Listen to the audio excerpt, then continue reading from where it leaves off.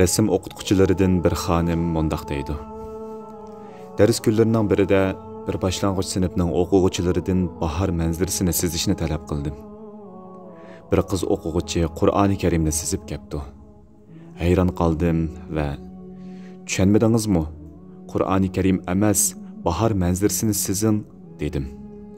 Onun sap va samimiy javobi yuzimga urilgan shapaloqdek tuyuldi. Qur'oni Karim mening qalbimning bahoridir. Anam menga mushundaq o'rgatdi, dedi. Nima degan sog'lom tarbiya ha? Allohning qilichi deb nom olgan Xolid ibn Valid, Alloh uningdan rozi bo'lsin. Qur'oni Karimni qo'liga olgan vaqtida yig'lab turib, jihad qilish bilan bo'lib, seni o'qishga vaqt bo'lmayotidi dedi. Bu nima degan go'zal uzrixohlik ha?